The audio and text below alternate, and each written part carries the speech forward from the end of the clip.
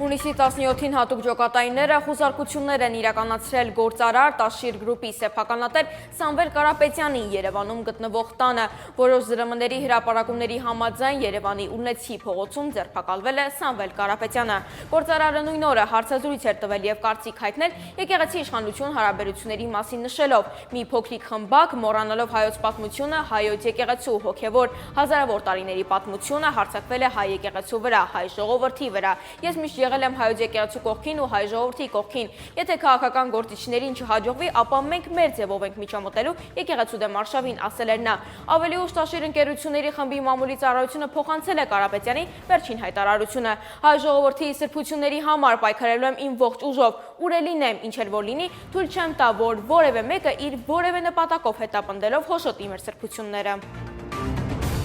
Վարչապետ Նիկոլ Փաշինյանը Թուրքիայի նախագահ Էրդողանի հրավերով հունիսի 20-ին կայցելի Թուրքիայից մասին հունիսի 17-ին ազգային ժողովում ասել է Հայաստանի արժանախագահ Ալեն Սիմոնյանը։ Երկկողմ այցը պատմական է նաև, որովհետև Հայաստանի ղեկավարը առաջին անգամ նման մակարդակի այց է իրականացնելու, ասել է նա։ Հայաստանի հատուկ բանագնաց Ռուբեն Ռուբինյանն էլ նշել է, որ փոխարտգործնախարար Վահան Կոստանյանի այցը Թուրքիա եղել է Հայաստան-Թուրքիա կարգավորման շրջանակներում։ Գիտեք, ոչ միայն ես եմ շփվում Թուրքիայի հատուկ ներկայացուցիչի հետ, այլ նաև ԱԳՆ մակարդակում կան շփումներ տարբեր նախարարների մակարդակներում ևս, ասել է ԱԺ փոխոսնակը։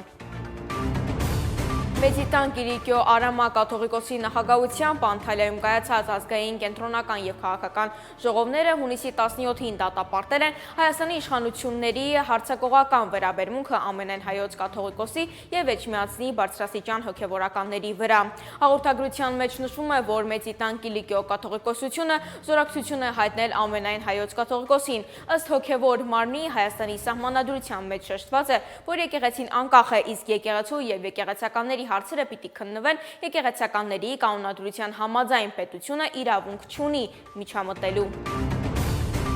Հայաստանի ազգային ժողովը հունիսի 17-ին քվեարկությամբ մերժել է օրակարգում ընդգրկել Հայկ Սարգսյանի հեղինակած զինվորական ծառայության եւ զինծառայողների կարգավիճակի մասին օրենքում փոփոխությունների նախագիծը։ Այն ստացել է 87 դեմ 0 կողմ ձայներ, օրինագծին դեմը քվեարկել նաեւ հեղինակը Հայկ Սարգսյանը։ Օրինագծով նախատեսում է, որ կարելի է վճարել 18 միլիոն դրամ եւ ծառայել 4 ամիս կամ վճարել 24 միլիոն դրամ եւ ծառայել 1 ամիս, բացի այդ սահմանվում էր, որ մինչեւ զորակոչային տարիքի տղա երեխաները Հայաստանի քաղաքացիությունից հրաժարվելու դեպքում պետական տուրքը կվճարեն 15 միլիոն դրամի չափով։